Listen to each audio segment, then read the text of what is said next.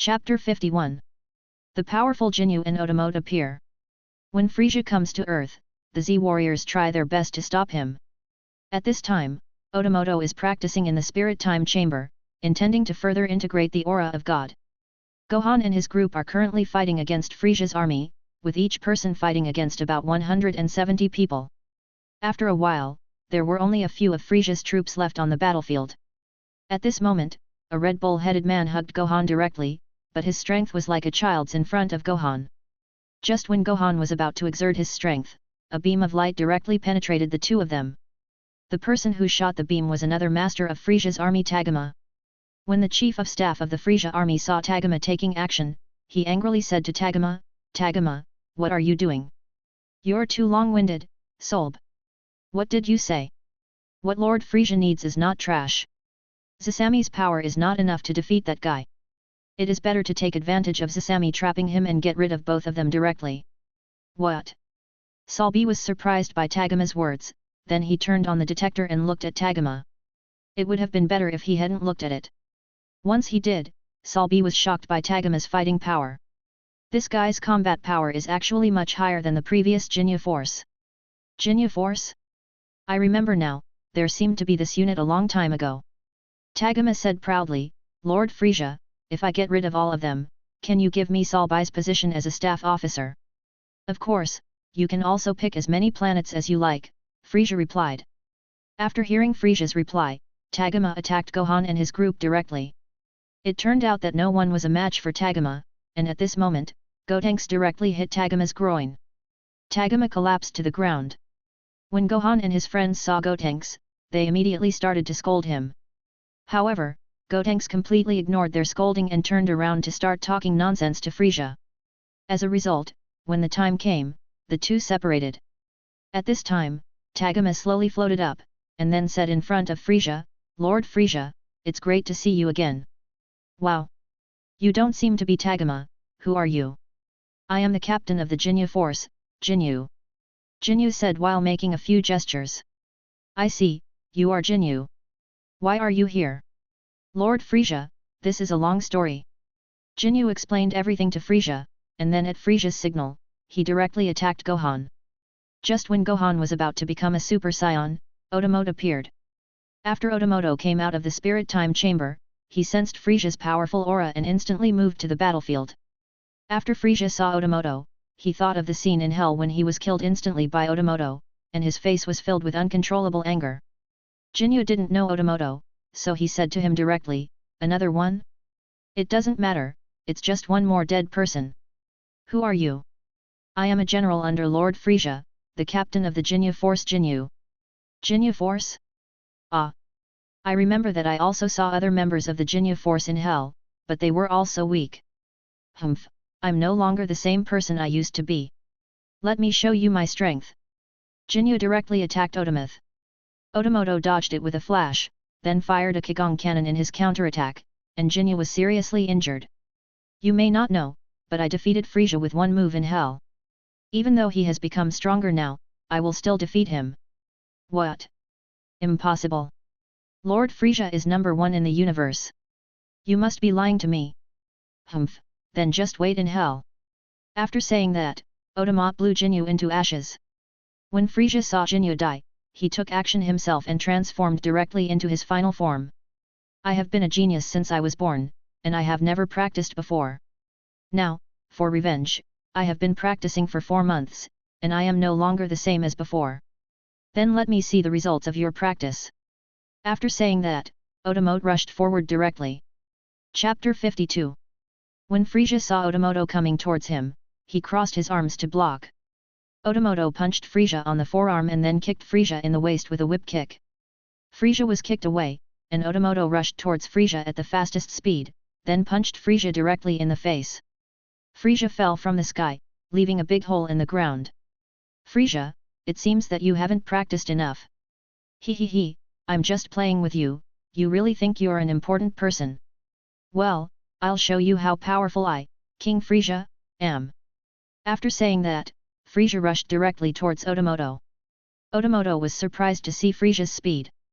Just when Otomoto was stunned, Frisia had already come to Otomoto's back. Then Frisia kicked Otomoto directly in the back, sending him flying. The situation took a turn for the worse, and Otomoto was kicked directly into the big pit that Frisia had created before. Otomoto slowly stood up, twisted his neck, and then said, "Frisia, it seems that you have become a lot stronger in these 4 months. But like you said yourself, I am just playing with you." After saying that, Otomoto transformed directly into Super Saiyan 2. "Come on, Frisia." The two collided again, and even the surrounding terrain was changed by the air waves generated by the collision. The purple and golden auras kept colliding back and forth. Even the sky was shaking. The powerful strength amazed everyone present. "Frisia's strength has increased a lot. I wonder if Otomoto can defeat Frisia," Krillin said. "What's Frisia?" "Otomoto has trained with Whis. I think Otomoto must be playing tricks on Frisia," Bulma said indifferently. "Aunt Bulma, you may not have felt it, but their auras are completely equal, and Otomoto has already become a Super Saiyan 2. It seems that Frisia has become even stronger after training," Gohan said. In the sky, the two of them continued to fly upwards while colliding, and had already broken through the clouds. Otomoto directly exposed a flaw, and Frisia took the bait. Otomoto took the opportunity to give Frisia a heavy blow. Frisia was knocked directly into the seabed. Otomoto descended from the sky and Frisia came out of the sea, and the two stood on the cliff facing each other. "I didn't expect you to become so strong, Frisia. Ho ho ho, I'm more than just this level. For revenge, I took the risk and evolved. I originally planned to use it against Son Goku." After saying that, Frisia began to gather his aura. A flash of light passed by, and Frisia's whole body turned golden, emitting a dark golden aura. "How is it? This is all my strength. Although the color is a bit monotonous, the power has increased by more than a little. Since it has turned into gold, you can call me Golden Frisia. It looks really shocking, but I have also hidden my strength." After saying this, Otomote also began to increase his aura. A red light flashed, and Otomote was seen filled with a red aura, and his head turned purple-red, exactly the same as the Super Saiyan God, similar but different. "Hey! Super Saiyan God? When did Otomoto learn it?" Tien Xinyan said in surprise. "No, it's not Super Saiyan God. It's similar but a little different. When Dad turned into God, his aura was bright red. Otomote's aura is more purple." Frisia was shocked to see the completely different Super Saiyan and asked in surprise, "What is this?" "The new form created by the fusion of the Super Saiyan and the aura of God. I call it the fusion of the Super Saiyan God's limit, or Super Saiyan Purple." "Humph, it just changed color, what's the big deal? Not only did I change color, my strength was also further enhanced. Stop playing tricks on me, let King Frisia teach you what real strength is." Another round of fighting began between the two. It must be said that Golden Frisia's power was really strong, comparable to the power of God, and the two were evenly matched. The two fought more and more bravely, and the power of the collision was even greater than before, even changing the color of the sky. While the two were fighting, Goku and Vegeta returned to Earth with Beerus and Whis. It turns out that Bulma had contacted Whis before Frisia came, but Whis's staff was being trained with Goku and Vegeta at the time, so she didn't come until now. Chapter 53. After sensing Frisia's presence, Goku teleported back to Earth. Upon returning, he was surprised to see that Otomoto and Frisia were equally matched. Frisia, who was fighting Otomoto, hesitated for a moment after seeing Son Goku. Otomoto took this opportunity to knock Frisia away. When two masters fight, every flaw is fatal. Because of a flaw, Frisia went from being evenly matched to being completely defeated on one side. Otomoto knocked Frisia directly into the seabed. After Frisia returned to the sky, he said to Otomoto, "Boy, I will come back to deal with you later. Now I have to kill Son Goku first." "Frisia, I think you can't do it anymore. Stop making excuses and keep going. Otomoto, you step back first and let me fight Frisia." Goku stepped forward and said. When Otomoto heard what Goku said, he had no choice but to give the battlefield to Son Goku. "Krillin, give me a senzu bean." Goku shouted to Krillin. Krillin threw the senzu beans at Goku, and Goku threw them back to Frisia. "Frisia, you have already used up too much energy. Eat it. Don't worry. It's not poison. Of course, you don't have to eat it if you are afraid." "He, would I, King Frisia, be afraid of a mere bean?" After saying that, Frisia ate the senzu bean. The moment he ate it, Frisia felt that all the strength he had consumed was restored. Ho ho ho, Son Goku, you will regret what you have done. We'll talk about it then. Come on. Frisia. Don't you transform into a Super Saiyan? Otherwise you will die immediately. That's true. I'll show you the power beyond the Super Saiyan. After saying that, Goku transformed directly, but not into a Super Saiyan, but into a blue form. When everyone saw Goku's form, they were all shocked. At this point, Goku's aura was gone, his hair and pupils all turned blue, and even his aura turned into a godly flame, just like Odamote's Super Saiyan purple, except the color was blue. Isn't this still a Super Saiyan? And your son has also transformed into the same form. It's a little different. Odamote's fused the aura of God, while this one is a Saiyan transformed into a Super Saiyan with the power of Super Saiyan God. A Super Saiyan transformed from a Saiyan with the power of Super Saiyan God. What a tongue-twisting name. Not as good as that brat. Hehe, you can also call it Super Saiyan Blue. Come on. Frisia. The two attacked at the same time. Goku punched Frisia directly in the abdomen. Frisia felt the pain and then kicked Goku in the waist at an extremely fast speed. Goku was kicked away directly, Frisia flew towards Goku, and then swung a straight punch. Goku crossed his hands to block. Frisia then simply used his tail to tie Goku's neck and kept punching Goku. Goku directly forced Frisia back with an energy bullet, and then launched a fierce attack on Frisia. The two continued to fight and test each other in the sky. Frisia directly fired a series of energy bombs, and Goku bounced them all off. The energy bombs bounced in all directions, and several of them flew towards Bulma. Vegeta took action to destroy them. Gradually, Goku began to lose the upper hand, and Frisia immediately began to taunt him, Ho ho ho, Son Goku, today is your end. I didn't expect that even training with Whis on Beerus-sama's planet couldn't be better than your training in just a few months, Frisia. I have to say that you are really talented. What did you say, God of Destruction Beerus? Frisia looked in the direction of Bulma, and was surprised to see Beerus and Whis eating. What? Frisia, how dare you call me by my name? Beerus said with a narrowed gaze. Lord Beerus, you won't disturb my revenge, will you? It's up to you, but if you want to fight, stay away. All the delicious food will be covered in dust. You really won't stop me. The God of Destruction won't help anyone, but if you disturb me while I'm eating, you know the consequences. Ho ho ho, in that case, Son Goku, let me take you to hell. Frisia rushed towards Goku again. Chapter 54. After Beerus said he would ignore Frisia's revenge, Frisia then attacked Goku. After hearing this, Bulma began to question Beerus directly, if you don't protect the earth, why are you here? Stop talking so much. As long as you cook delicious food for me, I will naturally protect you. Come to me quickly. Beerus waved his hand and said. Bulma came over to Beerus with a smile on her face, and the others also came over. In the sky, Frisia and Goku were constantly entangled. On the ground, Vegeta's eyes condensed, as if he had discovered something, and he looked at Goku and Frisia with disdain. At this time, Goku was already so excited that he didn't notice anything unusual happening to Frisia. Just as Goku was about to attack again, Vegeta shouted at Goku, Kakarot, you idiot! Why are you scolding me, Vegeta? Don't you understand yet? Take a good look at Frisia. His power is not that strong. Not that strong. After hearing what Vegeta said, Goku calmed down and observed Frisia carefully.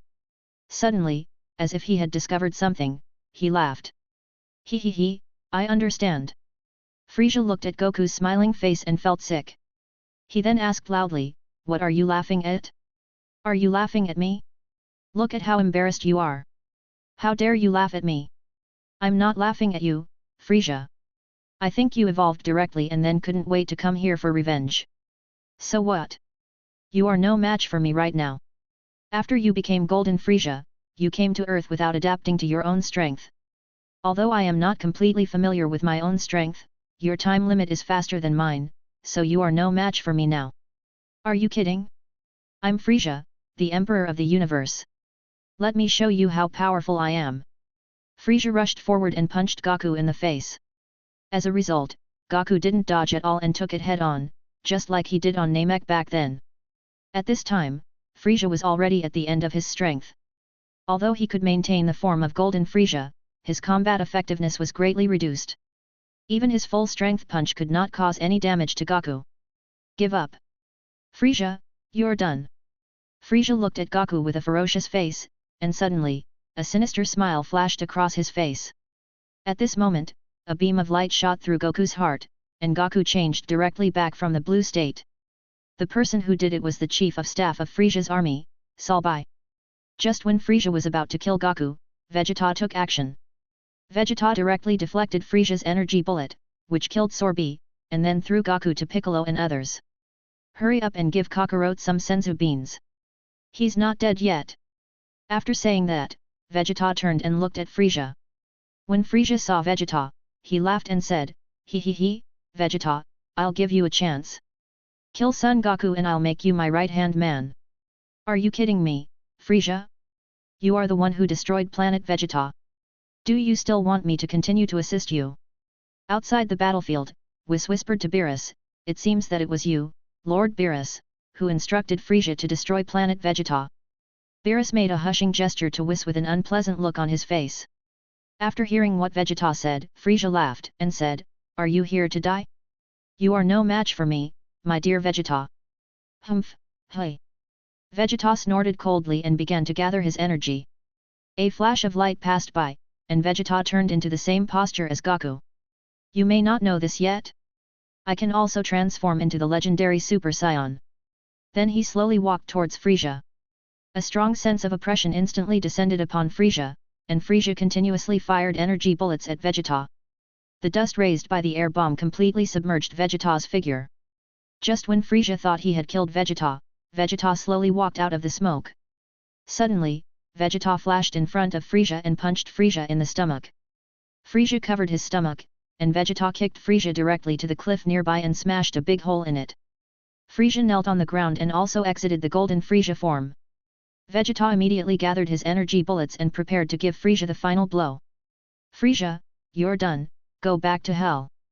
Frieza looked at Vegeta viciously, then said with a sinister smile, "It's you who will go to hell."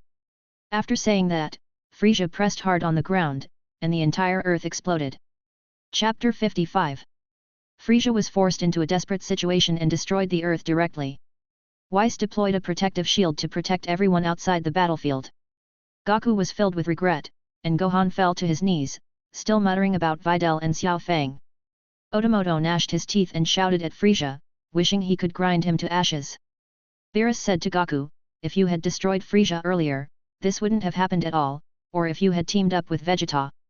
But it's too late. If you were to do it again, would you be able to defeat Frieza sooner?" Wes. I understand. Goku, I can give you one chance, but you'd better deal with Frieza quickly. Again. Whis can turn back time, but only for 5 minutes. Yet. Whis mentioned it before. Goku suddenly remembered that Whis had mentioned this before, and suddenly he understood. "So, are you ready?" After saying that, Whis turned back time. The scene of the earth exploding was replayed in front of Goku and the others, and then played backwards. When the time came and Vegeta was about to deal with Frieza, Goku did not hesitate and directly turned into Super Saiyan Blue and rushed towards Frieza. "You're done. Frieza. Go back to hell. It's you who's going to hell." Frieza was about to destroy the earth when Goku flew directly over. "Frieza!" Goku shouted, then gathered his Kamehameha and fired it at Frieza. Frieza had no time to react, and Goku's Kamehameha hit Frieza completely. Frieza was sent straight back to hell. Vegeta jumped out and grabbed Goku by the collar and said, "Kakarot, Frieza is my opponent now, what are you doing?" "Vegeta, Goku just saved the earth." "What?" Vegeta was confused. After some explanation, Vegeta understood everything, but was still upset with Goku's behavior. After the battle, Goku found Vegeta and said, "Vegeta, maybe we should try to join forces, otherwise if this situation happens again, it will be difficult without Whis." "Humph, I will never join forces with you." "Great. Actually, I don't really want to join forces against the enemy." "Humph, first time we agree." Ha ha ha. Goku laughed heartlessly again. After the battle, Gohan rushed back home immediately. Seeing that Videl and Xiao Feng were safe and sound, he felt relieved. When Otomoto returned home, Lilica grabbed Otomoto's ear and said, "Where have you been this time? Your clothes are torn. Do you know that there is not much money at home?" Otomoto was not angry either, he just smiled and said, "Where is Noodles?" "Asleep." "You'd better explain it to me." The incident involving Frisia was over, and everyone began their ordinary lives, except for Gaku and Vegeta. Even Otomoto did not practice, but stayed at home with his wife and children. In the Kaishin realm, before Gaku and Frisia's battle, the old Kaishin and the Kaishin and Geppetto who were separated by the Dragon Balls were searching for the reason why some planets in Universe 7 disappeared. It turns out that when Gaku and Vegeta were training, several planets in Universe 7 had already been destroyed, and the way they were destroyed was exactly the same as that of the God of Destruction. Beerus was taking a nap at the time, so old Kai was trying his best to find the cause. Just after they found the murderer in the crystal ball, they were all shocked. It turned out that the person who destroyed the planet was Beerus' twin brother, the God of Destruction of the 6th universe, Jimpa, and the angel Bardos. Xiongpa also felt that God Kai was peeking at him, so he went straight to God Kai's realm, and God Kai was frightened and trembled. Old Kai summoned up the courage to step forward and ask, "Master Kampa, why did you come to Universe 7? Hey? How dare you question me? It seems like you are tired of living." "Ah! I am sorry, Lord Changpa, I am so abrupt." "Humph, I'll let you go this time. If you do it again, Beerus won't be able to protect you. Bardos, let's go." After saying this, Kampa and Bardos left the Kaishin realm. Old Kai's back was soaked, and he was so frightened that he didn't dare to breathe. In the universe, Xiongpa asked, "Bardos, how many more are needed?" "5 have been collected so far, and there are still 3 left. We have to hurry, otherwise it will be troublesome if Beerus wakes up." Chapter 56. In the God of Destruction realm, Goku's Vegeta is training in a West-made training suit. Otomoto is undergoing meditation training. According to Whis, Otomoto doesn't need to transform into a Super Saiyan God at all, because the Super Saiyan Purple-Red he transformed into is already equal to the Super Saiyan God.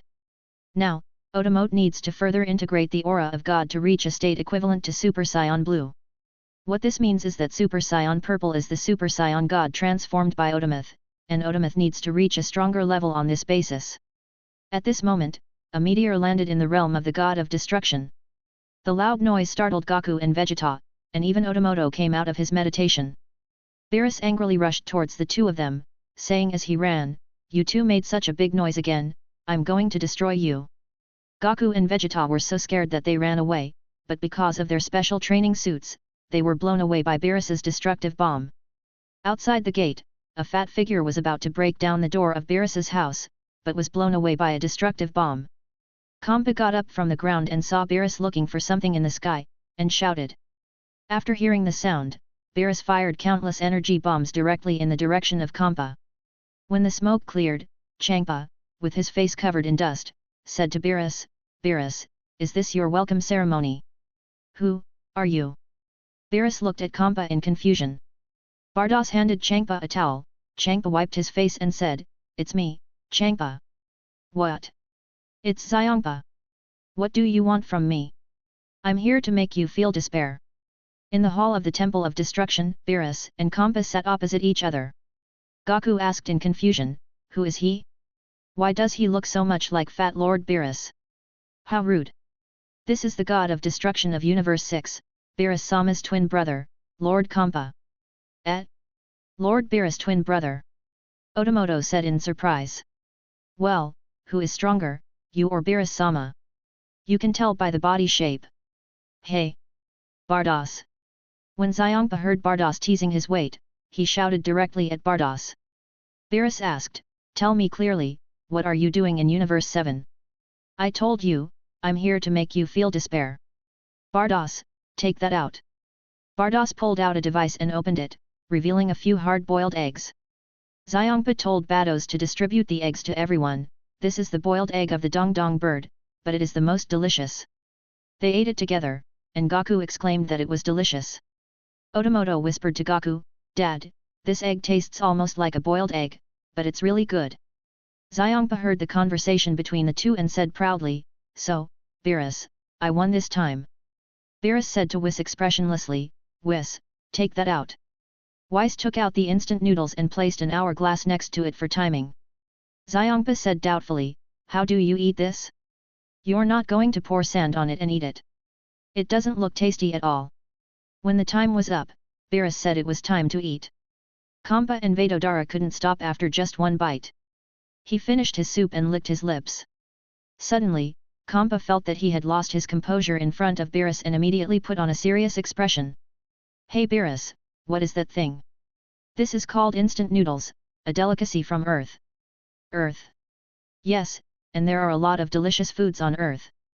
Bados, there should be an Earth in our universe, find it for me.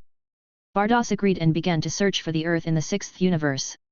Weiss stepped forward to help Bardos find the Earth, and finally, Bardos released a Death Star. Goku said directly, this is not the Earth. Bardos tuned forward and said, all humans on Earth have become extinct for some reason. Xiangpa was very unwilling, and suddenly seemed to think of something, and said to Beerus, Beerus, let's have a competition. Competition? What is the competition? Let's fight. If I win, you will give me the Earth of Universe 7. What did you say? Should I fight with you? Ha ha ha ha. Beerus burst into laughter after hearing what Kampa said. Chapter 57. Seeing Beerus was still laughing, Changpa said angrily, I haven't finished yet. How shameless of you to talk like that, a fat pig like you, ha ha ha ha. Watch your mouth, skinny guy. Beerus's expression changed, and then he slowly floated to the table. The same is true for Xiangpa. Although they are twin brothers, they are both gods of destruction. But how can it be so incompatible? The two of them said as they walked. The two stood face to face, and suddenly, the whole ground began to shake. The two men attacked at the same time, and the table under their feet gradually turned grey. Just as the two were about to use their full strength, Weiss and Bardos blocked their attacks. The gods of destruction cannot fight each other, otherwise the 6th and 7th universes will be destroyed. Beerus said, who asked him to compete? Blame him if you want to blame him. I'm not finished yet. Beerus. I mean that each of our universes will send 5 people to fight, and the winner will decide whether the Earth stays or goes. I don't want to. There's no benefit if I win, so why should I compete with you? Here I have a wishing ball that was once made by the dragon god Sarama. It can make any wish come true. Isn't that Dragon Ball? Said Goku. It's a shame that our universe has this thing. I'm afraid your Dragon Balls have wishes that can't be fulfilled. Mine can truly fulfill any wish. In your terms, it's called a Super Dragon Ball. I have 6 of them here. That thing doesn't exist unless you have 7 of them. Bulma can find it. That's right, she should be able to create a Super Dragon Ball radar. Beerus looked at Goku's excited expression and asked, do you want to compete? Goku said of course. Beerus asked Vegeta again, and Vegeta agreed. Beerus finally agreed to find contestants within 5 days. Kampa returned to the 6th universe to look for contestants, while the task of finding contestants in the 7th universe was given entirely to Goku and Vegeta. After Goku and others returned to Earth, they asked Bulma to make a Super Dragon Ball radar. However, since the Earth is at the edge of the universe, the location of the Dragon Balls could not be detected at all. Beerus directly asked Vegeta to collect the Dragon Balls and planned to call out Shenlong to ask. Vegeta collected the Dragon Balls as quickly as possible. As a result, the Earth Dragon's power was too small and it was scared back by Beerus. Goku and the others began to look for contestants for the competition, and the current contestants are Goku, Vegeta, and Otomoto. Goku plans to let Gohan and Piccolo take the field. Ever since what happened with Frieza, Gohan started training again with Piccolo, just to protect his family. Otomoto found Gohan and told him about this matter. Gohan agreed, as it was a good opportunity for him to test the results of his training. Otomoto said, the time is 5 days from now, get ready. What happened? I have a very important academic seminar in 5 days. I'm afraid I can't go. Hey! Why is that? I'll find someone else then. How about you, Uncle Piccolo? I'm going to go and see the strength of the 6th universe. So, the players of the 7th universe are Goku, Vegeta, Otomoto, Piccolo, and Monica, the player brought by Beerus. After deciding the contestants of the competition, Goku and Vegeta went straight into the Spirit Time Chamber to practice. Since Goku and Vegeta strongly requested that Otomote not train with them, Otomote did not enter. But Otomote's fusion of God's breath was almost a step further, so he could only continue his meditation training in the outside world. Soon the time came to the competition date.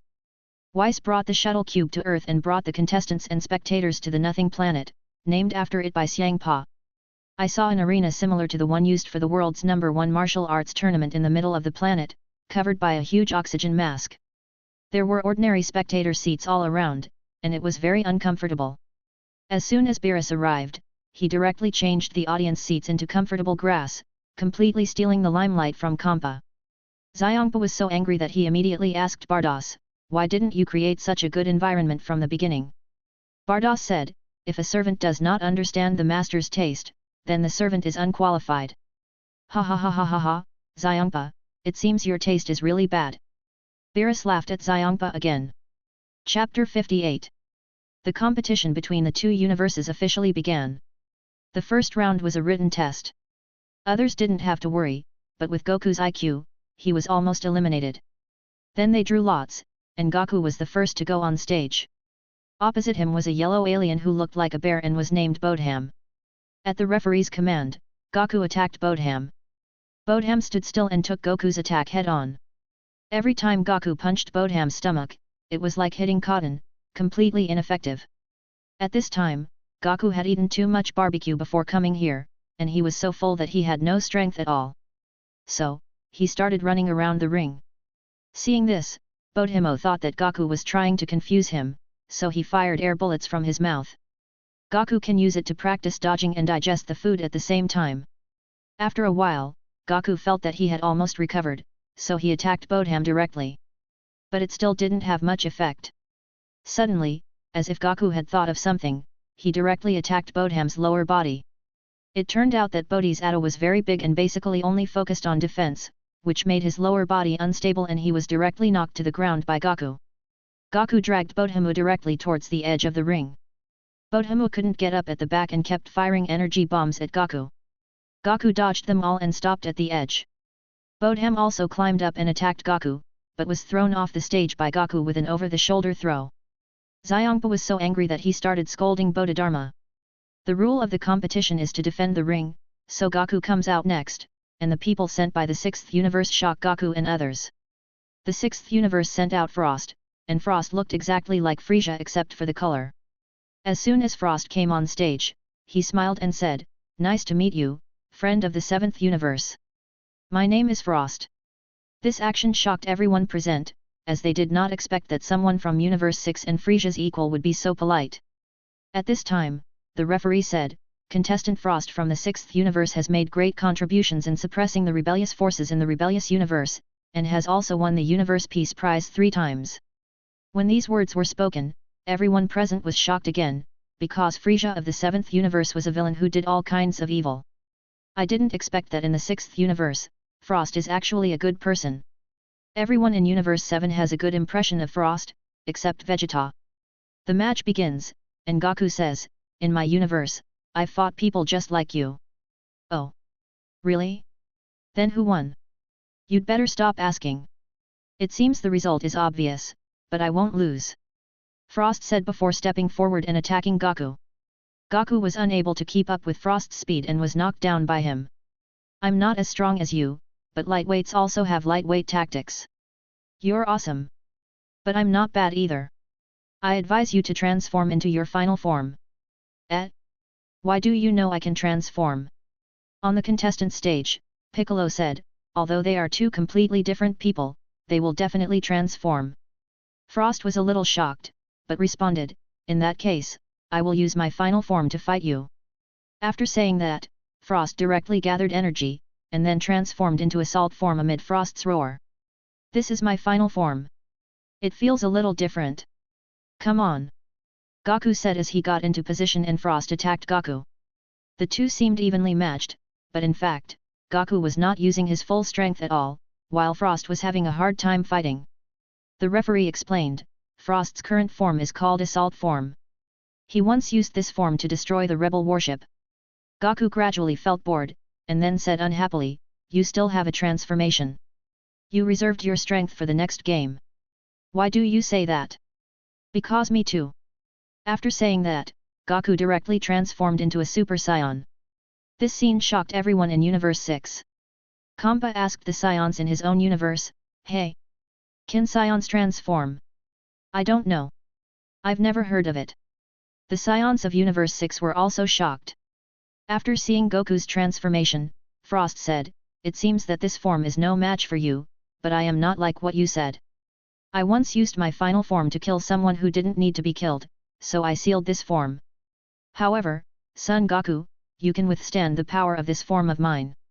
With that, Frost began the final stage of his transformation. Chapter 59. Frost transforms into his final form and then begins to fight Goku in his Super Saiyan state.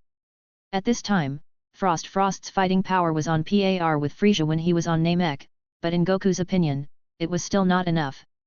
Goku knocked him down again and again, and Frost got up again and again.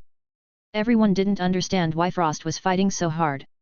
Even Goku couldn't bear it and said to Frost, "You are no match for me, give up quickly. Otherwise you will die."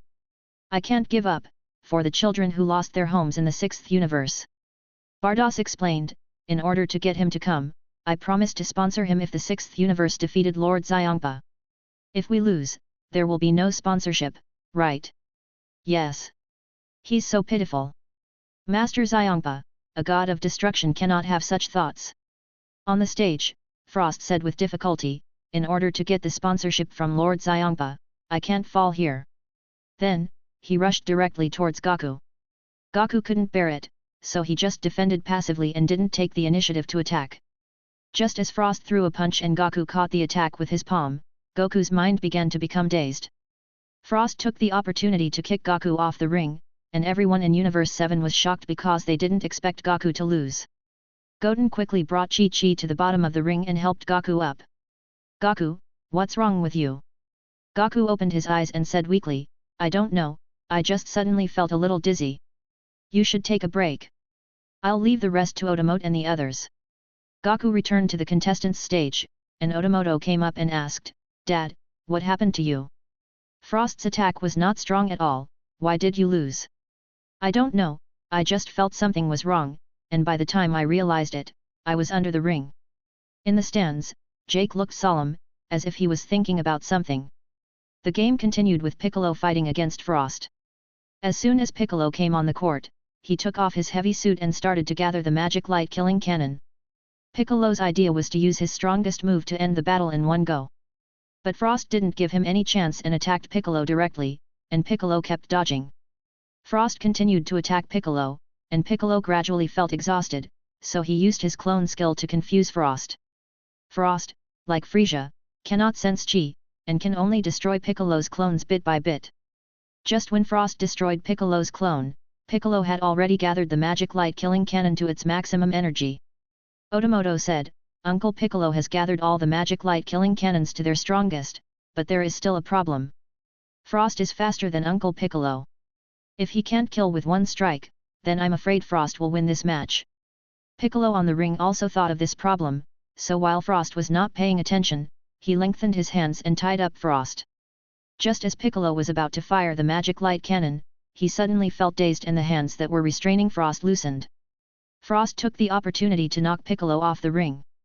Everyone was shocked. Almost everyone thought that Piccolo would win this battle, but the result was surprising. Just as the referee was about to declare Frost the winner, Gake stepped forward. "Referee, Frost is cheating, he has a weapon in his hand that looks like a needle." Everyone was shocked and the referee immediately checked Frost's hand. There was a small hole in Frost's hand, with a poison needle inside. Just then, the latest news about Frost came. It turns out that the rebels of the 6th universe were the army led underground by Frost, while he himself led the army in public to defeat the rebels. Then the planets occupied by the rebels will be sold at high prices to make war profits. After hearing what Frost did, Vegeta scoffed at it and said, "I never thought that a guy who is equal to Frieza would be a good person. Hey! I'll play in the next game." But according to the rules, Piccolo will still play in the next game. He gave up, and there's no need to let that guy go, I'll take care of him. Chapter 60. Piccolo looked at Vegeta, then said, "That's right. I forfeit." After saying that, Piccolo returned to the contestant platform and Vegeta jumped onto the ring. Frost saw that Vegeta actually disdained him and sneered, "In that case, let's continue the game. The rules remain the same, but if a contestant dies unexpectedly on the stage, it's not my fault." After saying that, he rushed directly towards Vegeta. When Vegeta saw Frost rushing towards him, he stepped forward and punched Frost in the abdomen. Frost was knocked flying and even his oxygen mask was broken.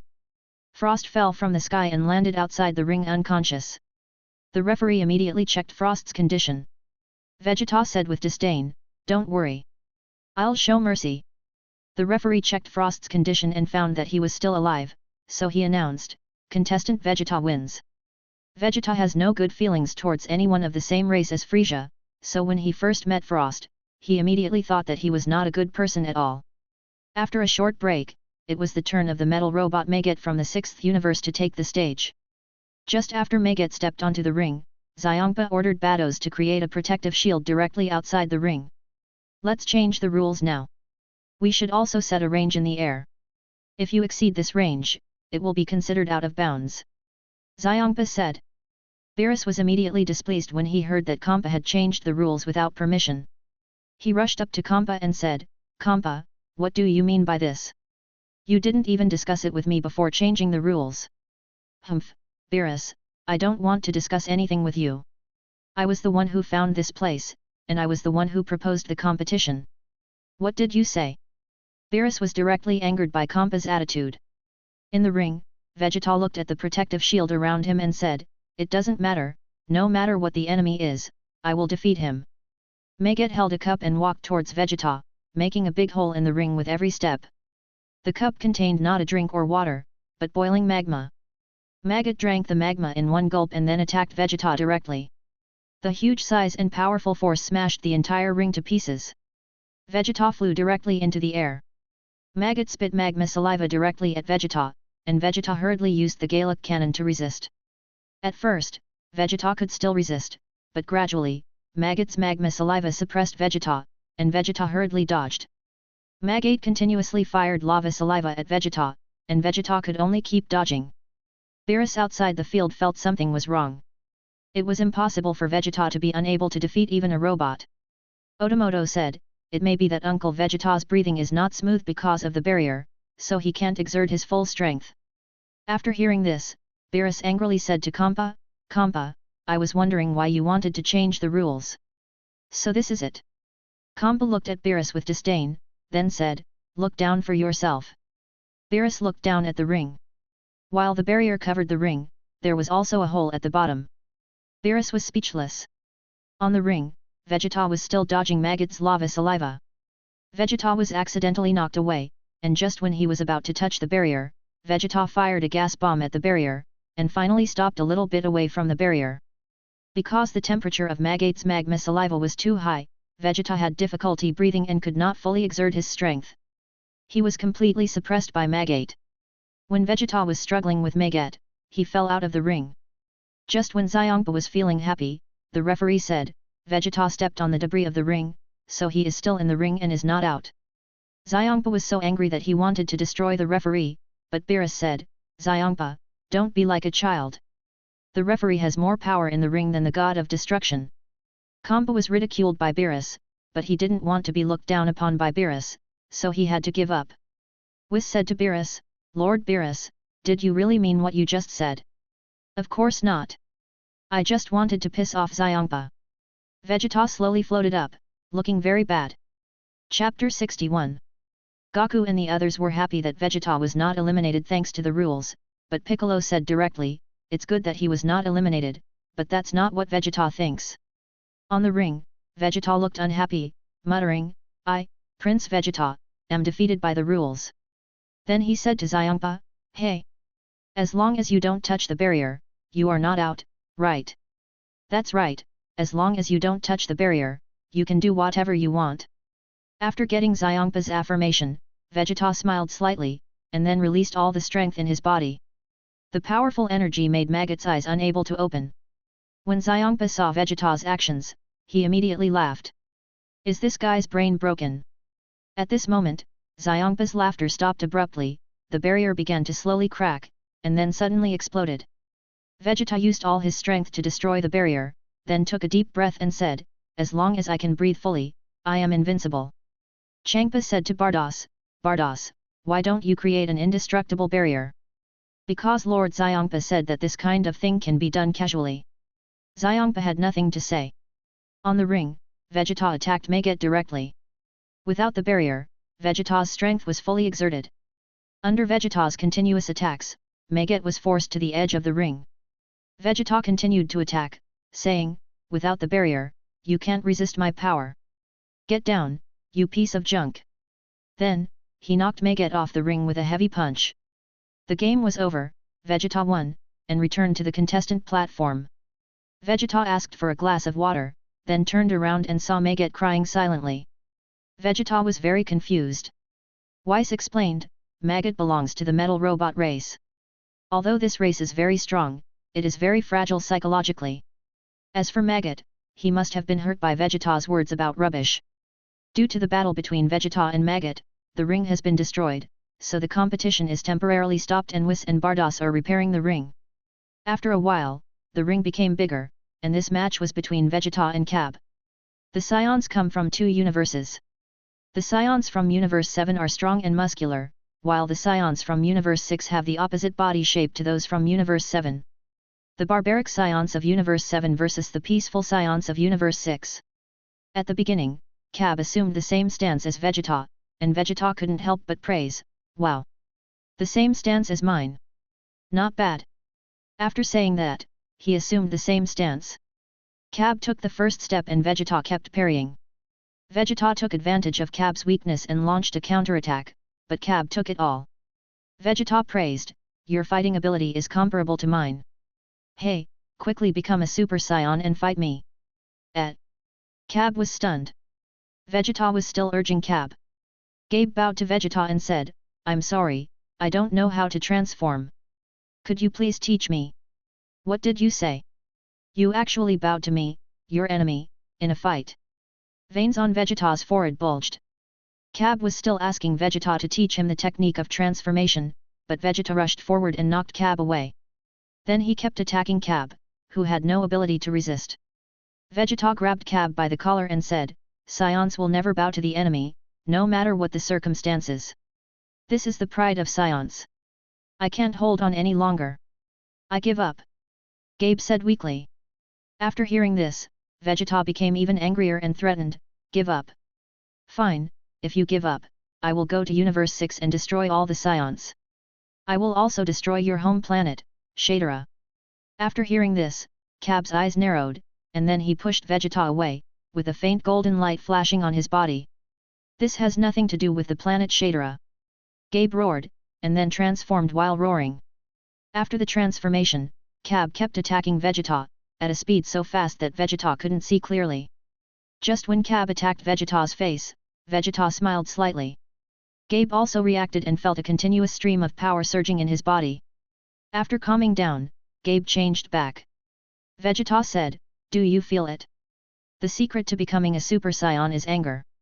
"Anger?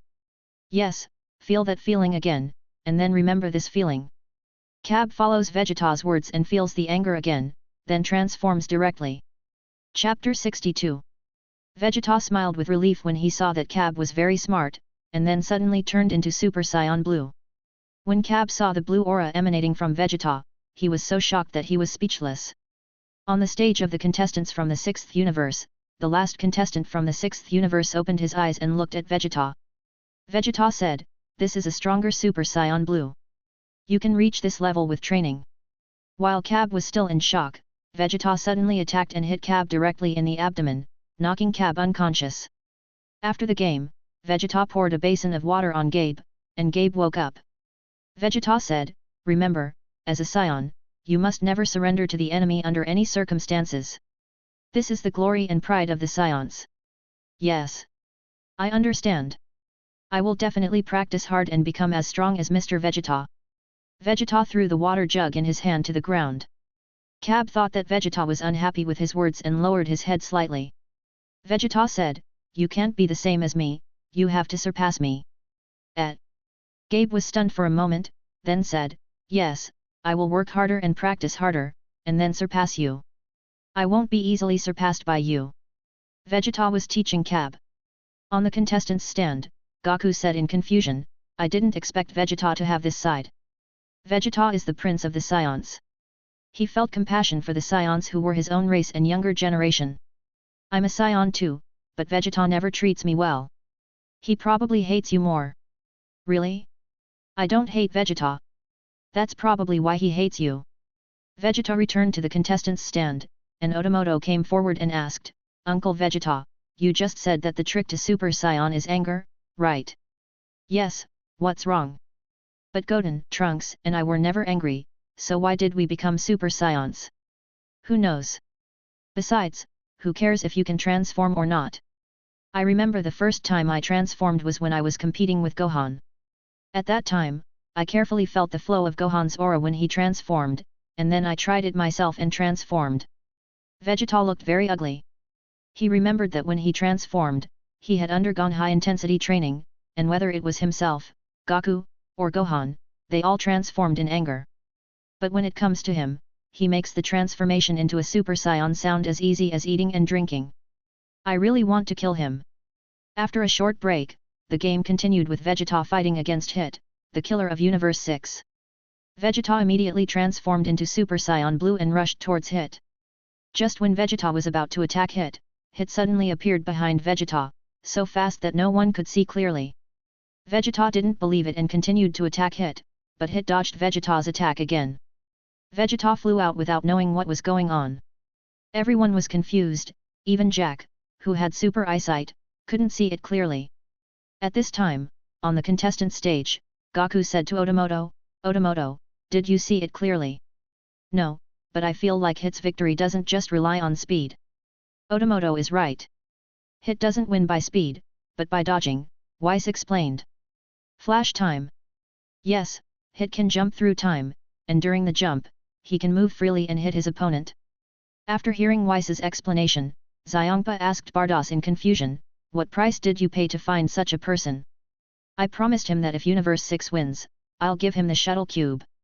When Xiongpa heard the reward for Hit, he was a little surprised, because the shuttle cube could come and go freely in all 12 universes. On the ring, after hearing Weiss's explanation, Vegeta felt unwilling and said, I don't care if you have flash time or something else, I, Lord Vegeta, will knock you off the ring. After saying that, Vegeta attacked Hit again. Hit kept using flash time, and Vegeta was knocked away by Hit's flash time. On the contestant stage, Goku and Otomoto seemed to be thinking about something. After a while, Vegeta fainted on the ring. Hit took his hands out of his pockets and asked, you can't kill people, right? Yes, the rules state that you cannot kill anyone. After hearing what the referee said, Hit put his hands back in his pockets. Chapter 63. Otomoto was originally going to play in the next match, but due to what happened with Frost before, Goku was able to play again, so Otomoto let Goku play before him.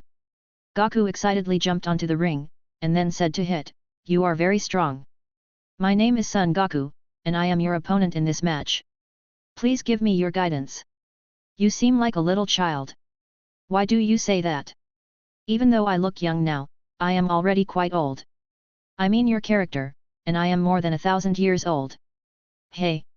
Isn't that a super senior? Excuse me, please say hello again. Hello, my name is Son Goku, please give me your guidance. As he said this, Goku bowed deeply to Hit. Then, Goku took a stance and attacked directly towards Hit. Hit dodged it directly, and then hit Goku several times during the jump. Goku was directly knocked out, then he struggled to get up and said, the flash time is indeed worthy of its reputation, but it is not that easy to defeat me. After saying that, he rushed towards Hit again. Hit dodged again using flash and then attacked Goku. This went on for several times, and Goku rushed towards Hit with a smile. This time, Hit's dodge was ineffective. Goku blocked Hit's attack, and just when everyone thought that Hit's dodge was useless, Goku spoke. Your dodge is hard to avoid, but that's the only way you can attack, so I predicted your attack. On the contestant stage, Otomoto Nanan said, I understand the principle of flash time. On the ring, Goku knocked Hit out directly, then transformed into Super Saiyan Blue and attacked Hit. Since Hit's flash time has no effect on Goku, he can only fight Goku head-on. But Hit's power is no match for Gaku, so basically Gaku is suppressing Hit. Hit smiled slightly, then said, "You are very strong and talented, I can't take it lightly." Then, he roared and took his hands out of his pockets. Seeing this, Gaku stepped forward and fought with Hit. Gaku felt that Hit's power did not become stronger.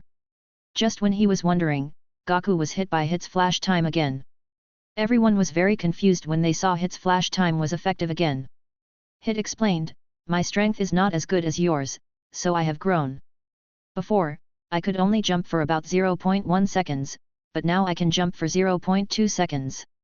Gaku smiled bitterly and said, "As expected of Hit, but I also have hidden a stronger power." After that, Gaku began to release his aura continuously. Several minutes passed, and Gaku stopped releasing his breath. Then Gaku closed his eyes and felt something. Suddenly, Gaku opened his eyes and shouted, "Kaioken!" I saw some dark red aura spreading outside the blue aura on Goku's body. This is my ultimate move, the Kaioken. I almost died. I originally wanted to use it when I fought Beerus-sama, but I didn't expect to use it here. Otomoto saw Gaku use the Kaioken in the Super Saiyan Blue state and thought to himself, what a pity. It turns out that Otomoto had long been experimenting with combining the King Fist with his own Super Saiyan Purple-Red, but because the two auras were very unstable, he still hadn't learned it. Unexpectedly, Gaku managed to combine the two together. At this time, Gaku, who was in the Super Saiyan Blue and Kaioken state, took an attacking stance and said to Hit, "Okay, come on. I can't hold on for long in this state." Hit responded to Goku's move with his own, and the two collided at high speed. At first, Hit was still suppressed by Gaku, but gradually, Hit grew again, and the jumping time of his flash reached 0.5 seconds. Gaku shouted, "Kaioken," 10 times. The red aura representing the Kaioken on Goku's body became even stronger, mixing with his own blue aura, and his hair turned faintly white. On the contestant stage, Otomoto stared at Gaku intently, carefully feeling the power emanating from King Fist and Super Saiyan Blue. Just when Gaku was about to eliminate Hit, Goku's attack stopped. "Lord Beerus, I have a request. Can you cancel all the rules?" "Why?" "Hit is a killer, and the rules limit his strength, so I want him to fight me with all his strength." Chapter 64. When everyone heard Goku's request, they were all shocked, and even Hit's expressionless face showed a slight surprise. Before Beerus and Kampa could respond, Gaku jumped out of the ring. Beerus angrily shouted at Gaku, "Hey, what are you doing? If you have such great power, why don't you just defeat Hit? I can't maintain the Kaioken for long, and I don't want to be a pawn," Gaku said to Beerus. The second half of his words was obviously much softer and Beerus didn't hear it at all. Beerus had no choice but to turn to Otomoto and say, "Hey, son of Gaku, if you can't beat Hit, I'll just destroy you." "I know, Lord Beerus, and I can't guarantee that I can defeat Hit." Otomoto jumped onto the ring with a helpless look on his face. When Hit saw Otomoto coming up on stage, he said to Otomoto, "Are you the son of Son Gaku?" "Yes, what's wrong? Your father is a strong and respectable man. I hope you won't let me down." "Don't worry. I may not be as strong as my father, but I also have my secret weapon." "Then let me see your secret weapon." "Wait a moment before that." Otomoto said, "Lord Beerus, didn't my father say before that he wanted to temporarily cancel the rules? I want to cancel the rules too." Beerus was speechless and said, "Father and son are the same. Forget it, the rules are temporarily cancelled. Let's fight quickly." "Kampa, do you have any objections?" "Whatever you want." Xiongpa said nonchalantly, "The strongest one on your side has already lost, so what if there's another one?" After getting the affirmation from the two gods of destruction, Otomoto completely let go, directly transformed into Super Saiyan Purple, and then assumed an attack posture. Hit also took a stance and prepared to fight with all his strength. The moment the game started, both of them rushed towards each other. Hit used flash time at the first moment, but Otomoto blocked Hit's attack directly like Gaku. There was no surprise on Hit's face, and as he continued to use flash, Otomoto predicted Hit's attack again. Hit jumped for 0.5 seconds when he used flash. During this 0.5 seconds, when Hit was about to attack Otomoto, Otomoto took the initiative and knocked Hit away. Hit slowly got up and asked in shock, "How do you know how to dodge? Who taught you?" "You taught me." "What? While you were fighting Uncle Vegeta and my father, I learned your flash time technique. I can also jump for 0.5 seconds. What? You have such a strong learning ability. It's probably because of the super learning chip in my body. Learning chip? Yes, I am an artificial scion. A learning chip was installed in me when I was born, so I can learn most of the skills at a glance. But for example, your flash, it took me a long time to learn it. I see. It seems my flash time is useless to you. In the stands, everyone was shocked when they saw that both Otomote and Hit used flash. The Kai of Universe 6 asked the Kai of Universe 7, this guy is really talented. It's impossible to learn Hit's flash time in a short time just by learning the chip. Of course, he is a scion created from the cells of Son Goku, who possesses the greatest talent. If he doesn't have this little talent, how could he be on par with Goku and the others? Old Kai said proudly. Vegeta felt very unhappy when he heard Old Kai praising Goku so much. Whis said, if Otomoto was created from Vegeta's cells, then the time it took him to learn Flash would probably be even shorter. Vegeta's talent is stronger than Goku's, but because Vegeta is in a tense state every moment, he is surpassed by Goku. Moreover, Otomoto's personality is exactly the same as Goku, so he shows such a strong talent. On the ring, Otomote looked at Hit with a smile, and then said, Hit, this is my secret weapon, the same flash time as yours. Now no matter what, you can only fight me head-on. Hehe, what a powerful talent. I am no match for you now. I admit defeat. Otomote was confused, because he felt that Hit's power was more than that, so he quickly asked, why? You obviously have more powerful power, why do you want to admit defeat? I don't want to be a pawn any more than your father does, that's all. Chapter 65. Since Hit admitted defeat, the 7th universe won this game. Hit returned to the contestants' stand and said, I don't want the shuttle block anymore, please send me back. Kampa was already upset because he lost to Beerus. After hearing what Hit said, he exploded and began to gather destructive bombs in his hands. He said angrily, you want to leave after losing the game? I will destroy you all. At this time, Bados called Xiongpa over and over again, but Xiongpa didn't listen at all. Bados didn't get annoyed and kept calling Xiongpa. Xiongpa asked angrily, Bados, what are you doing?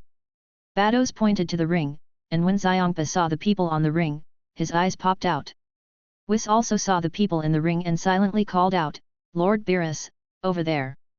Beerus was still immersed in the joy of victory when he heard Whis calling him. He looked in the direction Whis pointed, and his expression was exactly the same as Kampa's. 3 people suddenly appeared on the stage, they were King Chuan and his 2 guards. After seeing the Omni King, the Kai of Universe 7 asked the old Kai, old ancestor, who is this child? Idiot, this is the legendary Lord of all, the apex of all 12 universes and God. Even I have only seen him 3 times. After Beerus saw the Omni King, he said, Whis, the Omni King is down there, is it inappropriate for me to stand so high up? That's right, Lord Beerus. Beerus and Kampa rushed directly towards the direction of the Omni King, and several Kais from the 6th and 7th universes also hurried to the front of the Omni King. The King of Kings knelt, the God of Destruction bowed 90 degrees, and the angels nodded slightly.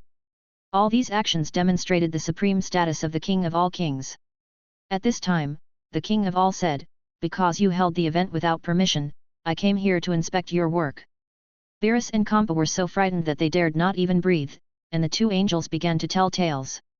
Whis was the first to speak, Lord Beerus prefers sleeping to destruction, but overall a lot of work was accomplished. Lord Xiongpa has a genuine love for food, which has caused his figure to become out of shape. He even dislikes the fat-reducing meals that I carefully prepared for him. Sob. Bados started to act like a whining monster. The King of all said with a smile, how about changing to a god of destruction? After hearing this, the 2 gods of destruction were so frightened that they almost fainted. Kidding. The 2 gods of destruction breathed a sigh of relief, and the King of all continued, I wanted to warn you, but after watching the game, I think it's very interesting. How about holding a martial arts tournament for the entire universe next time? Really? All the gods looked back. Goku looked at the Omni King happily, and then continued, that would be really interesting. Let's see who is stronger in that universe. Goku said as he walked forward. Beerus and Kampa were both shocked by Goku's actions. Two guards of the King of All suddenly appeared in front of Goku and stopped him. The King of All said it was okay, and then took the initiative to step forward and said, "The competition was very exciting, let's hold the competition next time." Goku said happily, "Okay, it's settled then." Then he stretched out his hand. Everyone was frightened by Goku's actions. The King of All looked at Goku's hand, then stretched out his hand. Goku grinned and then picked up the King of All. The king smiled and said, "You are a really interesting person. I will leave first." After the Omni King left, Kampa said, "Hey, Beerus, you heard what the Omni King said? This is just a warm-up. Let's wait until the martial arts tournament in the universe hosted by the Omni King to decide the winner. That being said, you have to fulfill the promise you made. The Super Dragon Balls will be given to you." Gabe came over and greeted Vegeta, "I'll take you to Planet Shadera next time, Master." "I never said I wanted to be your master." Your name is Gabe, right?" Otomoto came over and said. "Yes, you are Mr. Son Goku's son, Mr. Otomoto. Don't be so serious. You just called Uncle Vegeta master, so we are from the same school." "Eh? Are you also master's apprentice?" "I guess so, but like my father, I have learned from many people. Can you take me to the planet Shadera in the 6th universe?" "Yes, you are most welcome." After a brief greeting, all the contestants from the 6th universe returned to their own planets. Chapter 66. After Kampa left, Bulma took out the Super Dragon Ball radar and planned to find the last Super Dragon Ball. Number 18 said, "It seems that there are already 7 reactions here." Bulma quickly checked the radar and saw that there were indeed 7 reactions, but there were only 6 Super Dragon Balls outside. At this time, the Monokera brought by Beerus grabbed Lava's sleeve and said, "I often look at this kind of radar when I'm working. Radars like this need to be seen in 3 dimensions." Wise thought for a while, then suddenly realized and said, "So that's it, I understand. Monica, you are so smart." After saying that, Wise took everyone away and left with nothing. Then directly destroy the surface of the asteroid. It turned out that the destroyed asteroid was the last Super Dragon Ball. Beerus asked, "Hey, Bulma, what's the spell to summon Shenron?" "It's like the language of God said, come out. Dragon of God, I want to make a wish come true." "I understand." Beerus said, "Whis, I'll say one sentence and you repeat it." "Let me think, I want to send." Beerus said halfway when he suddenly realized, "What is I want to send? There is no such thing in the language of God." "I don't know either, just say it like that." "I know. I'm going to post it." Whis cleared his throat and said to the Super Dragon Ball, "I'm gonna send it." After Whis finished reciting the spell, nothing happened to the Super Dragon Ball, and everyone thought that there was an accident with the spell. The Super Dragon Ball began to glow, and soon, a golden dragon that was who knows how many times larger than the solar system flew out of the Super Dragon Ball. Whis asked, "Lord Beerus, what do you want to wish for?" "Let me think about it." "Are you sure?" "That's right, let's make it happen soon." Whis expressed Beerus' wish. Bulma stepped forward and asked, "Well, what did you wish for?" "Nothing, just a more comfortable bed." "What? I can help you realize this wish, why waste it on such an idiotic wish?" "What did you say?" Beerus looked at Bulma with an ugly expression. In the 6th universe, Kampa was returning home with Bardos. Bardos suddenly felt something and released the image of a planet. After seeing the image of the planet, Xiongpa said angrily, "What are you doing? Bardos, why are you showing me the Earth?" "Master Xiongpa, this is the Earth of the 6th universe. All the humans on it have been resurrected, and the culture is similar to that of the 7th universe. That is to say, we can also taste the delicious food of Earth. What exactly is going on? It should be the wish made by Lord Beerus." Just then, a Super Dragon Ball flew past Xiongpa. Xiongpa smiled and said, "That guy is still so nosy." In Universe 7, on the way back to the God of Destruction, Whis said, "Lord Beerus, you are so kind." "Humph, it's just a favor." Back in the God of Destruction realm, Goku kept pestering Monica, and Beerus angrily asked, "Are you annoying?" "Don't say that. I just want to compete with Monica." The previous match ended before he even got on the field. I didn't see his strength at all. "No, Monica is very tired now. If you disturb his rest, you will die." Goku really had no choice but to temporarily give up the idea. After returning to Earth, Goku and Otomoto started eating and drinking to their heart's content. Since Goku used Super Saiyan Blue and King Ken, his body was feeling very uncomfortable, so he fell asleep immediately after eating. After Otomoto returned to his home, before he could even sit down, Lilico came over and pulled Otomoto's ears. "Where have you been? Why are your clothes torn again? And you're dirty, but you just sit on the sofa. What on earth are you doing? It hurts, Lilico, please let go and listen to my explanation. There is a reason for this." After Otomoto explained, Lilico pulled Otomoto's ears again. "Why don't you take me with you to do something like this? At least let me take a look." "I'm sorry, I will definitely take you next time. Dad has agreed with Lord Omni that there will be a martial arts tournament next time." Chapter 67.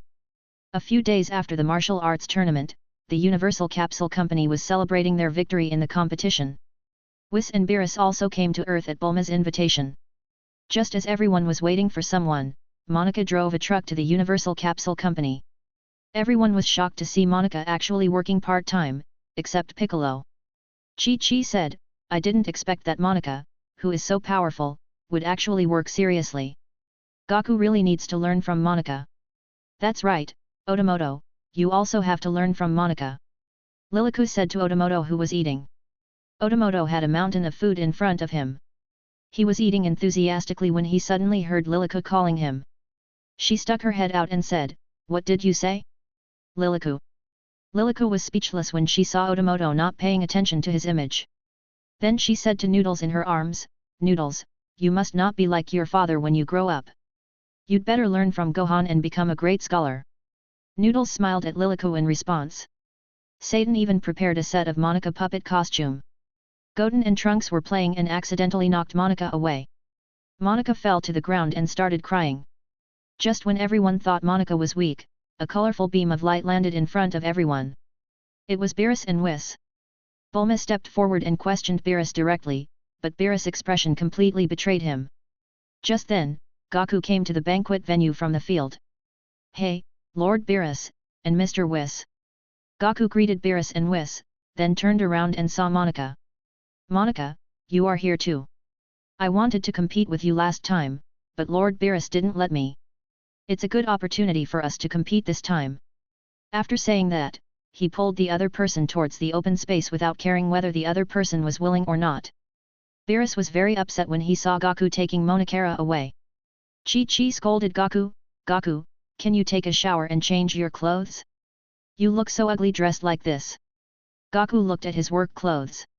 He hadn't even had time to clean the dirt off his body, so he immediately went to take a shower and change his clothes. Beerus let out a long sigh and praised Chi-Chi, "You are indeed a qualified wife." Bulma angrily said to Beerus, "What on earth are you thinking? What if something happens to Monica?" Vegeta stepped forward to cover Bulma's mouth, and then explained, "Lord Beerus probably wants Kakarot and I to have a motivation to practice. Didn't you see that Kakarot is working harder?" "Hey! So that's how it is?" Otomoto said in shock, "I thought Lord Beerus was trying to divert our attention so that we could have a competition with Monica and he could take a good nap." In fact, Beerus' original intention was to let Goku and Vegeta continue to practice so that he could sleep longer. However, Vegeta's explanation was obviously more reasonable, so he adopted Vegeta's explanation at the first time. Just as everyone was discussing what to do, Goku had already returned and directly pulled Monica towards the open space. Beerus knocked Goku flying and said, "If you want to fight Monica, do 100 trillion sit-ups first." "What? It's so easy. I'll finish it in no time." With that, Goku started doing sit-ups. Beerus looked at him in shock as Goku started doing sit-ups. Trunks stepped forward and whispered an idea into Beerus's ear, which was to let Beerus pretend to be Monica and fight Goku. After hearing Trunks' idea, Beerus directly refused. But Trunks said, "It's because you lied." Just as Beerus was hesitating, Goku jumped out and said, "Lord Beerus, I'm done.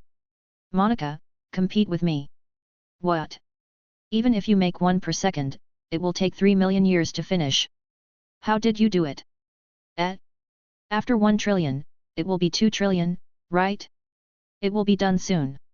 Chi-Chi said, "It's absurd to ask Goku to calculate such a large number." Goku ignored everyone's attempts to stop him and pulled Monica towards the open space. Jiaozi directly used his superpowers to force Goku to stay in place, and Beerus took the opportunity to put on the puppet costume prepared by Satan. Chapter 68. Goku was forcibly fixed in place by Jiaozi using his superpowers, but Goku was much stronger than Jiaozi, so he broke free after a while. Just then Beerus and Monica switched places. Goku looked at the taller Monica and asked in confusion, "Monica, why did you grow taller?" Monica freed her power, so she became taller, Piccolo explained. "Really? That's great, Monica, let's fight it out." Goku assumed an attacking stance and rushed towards Beerus.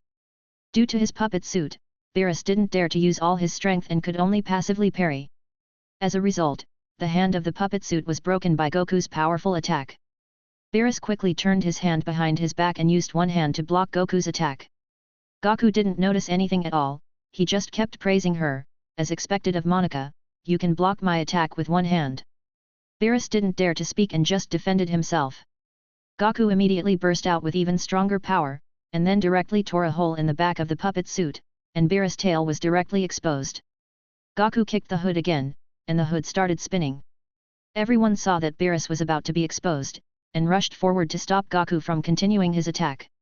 Goku was immediately confused when he saw Piccolo and Vegeta enter the arena. Piccolo said, "Monica seems to have the ability to control others." Why did his hands become longer? Vegeta mocked Piccolo's poor acting skills. Beerus tied the cloak on the puppet suit around his waist and then put the hood back on. Vegeta attacked Goku directly, but was pulled back by Beerus before he could rush over. Beerus started attacking Goku directly, and Goku resisted with difficulty. Beerus began to emit aura, and Goku said, "Monica, you're amazing. I can't sense any aura on you, just like Master Beerus." Beerus completely ignored whether his identity would be exposed and launched a fierce attack on Goku. Goku could only resist passively, and then find an opportunity to destroy the ears of the hood. The two of them exchanged punches, and the entire arm of the puppet costume was destroyed. Satan felt heartbroken when he saw that the puppet costume he had carefully prepared was destroyed. Just as the two were about to use their full strength, Y stepped in to stop them and said, "Stop it, the two of you will destroy the earth." Then Whis whispered to Beerus, "The hand is exposed." Beerus suddenly reacted and quickly withdrew his hand. "Let us fight for a while," said Goku. "What if Lord Beerus calls for help?" Just below, Beerus, who had transformed into Puer, said, "Let's stop here for today." Goku had no choice but to give up and descended from the sky.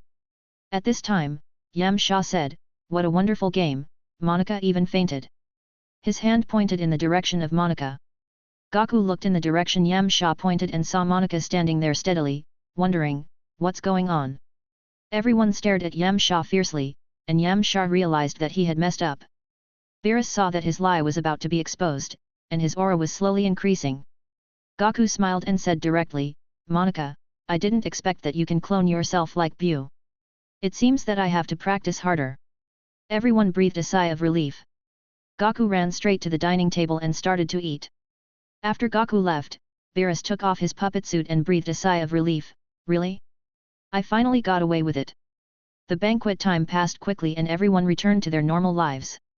Goku continued to work in the fields while Vegeta continued to train.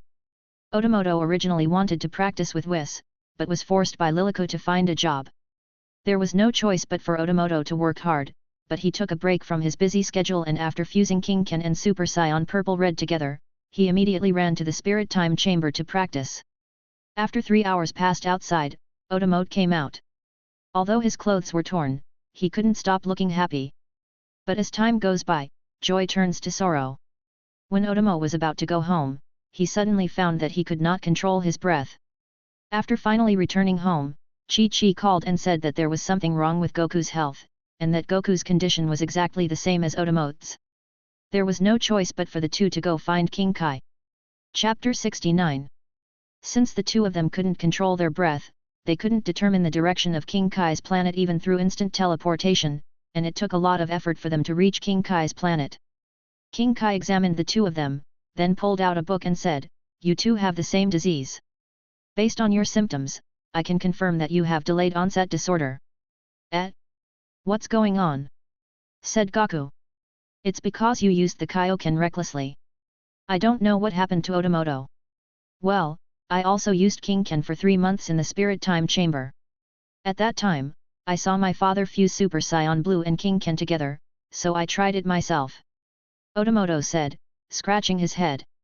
Really, you two, father and son, always mess around like this. Let's not talk about this for now. What should we do? Don't worry, it will be fine in a few days.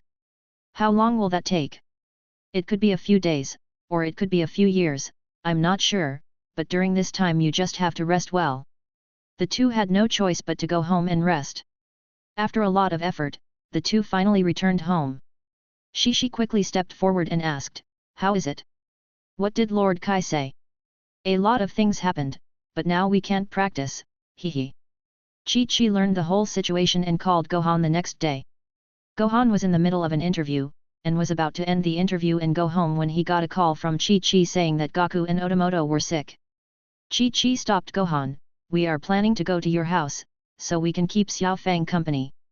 Otomoto also called Liliku and asked her to bring noodles with her, so she can play with Xiao Fang. Gohan was also relieved. Goku and Chi-Chi came to Gohan's house. Otomoto and Liliku had already arrived. Ever since Gohan's career was booming, Piccolo became the babysitter of Gohan's family and didn't even have time to practice. Just then Goku came, so without saying a word he handed Xiao Fang over to Goku and the others. But just after he went out and took 2 steps, Piccolo felt empty inside. At this moment, the 2 little guys were changing their diapers, and Piccolo scolded Goku with a serious face. Goku, you're mistaken, that's not how you change diapers, Otomoto, don't grab the baby upside down, you 2 idiots. So with the help of Piccolo, Goku and Otomoto successfully changed the diapers of the 2 children. Really? You 2 are novices in treating children. It seems like you can't do without me. Picker, thanks to you this time, otherwise we would both be scolded again. He he he. Thanks, Uncle Piccolo, you are really good at treating children. Because of work, Gohan and Videl were unable to go home for several days. So during the days when Gohan was away from home, Goku, Piccolo and Chi-Chi took on the task of taking care of Xiao Fang. Otomoto would take Noodles and Liliku to visit friends from time to time. On this day, the shrunken trio of rice sneaked into Gohan's house, and while Goku and Chi-Chi were away, they took Xiao Fang and Noodles away. By the time Goku reacted, the 2 little guys had disappeared. Chi-Chi was so angry that she cursed at Goku and accused him of not caring. Liliku also pulled Otomoto's ear and said, how can you be a father? You even lost your son. The whole family searched for the 2 little guys together. After a day, everyone was exhausted. When they came back, they saw the 2 little guys lying on the sofa and sleeping. Piccolo said, Xiao Fang also hid in a corner to sleep before, and it took a long time for her to crawl out by herself. I'm afraid it will be the same this time. Oh, right. Noodles is also hiding at home. These 2 little guys are really worrying. The threesome who were peeping outside the window saw the 2 little ones sleeping soundly and they burst into tears of joy. Pilaf said directly to Xiu and Xiao Wu, listen carefully, we can't bother these 2 little guys again, otherwise we will die. It turned out that after the trio took the 2 children away, they were almost beaten to death by the 2 little guys, and it was with great difficulty that they managed to send them back. At night, Goku sat on the roof with Xiao Fang and Noodles to watch the stars. Piccolo said, it's rare to see you not practicing. There's nothing we can do, but this kind of life is not bad, right? Xiao Fang, Noodles. It's a pity that Grandpa is sick, otherwise I could take you flying with me. As he said that, Goku grabbed the 2 little guys in his hands, and then swung the 2 little guys around like playing with airplanes. This action startled Piccolo. Chapter 70. Finally, Goku and Otomoto's illnesses were completely cured, and the 2 of them started fighting in the field like wild horses.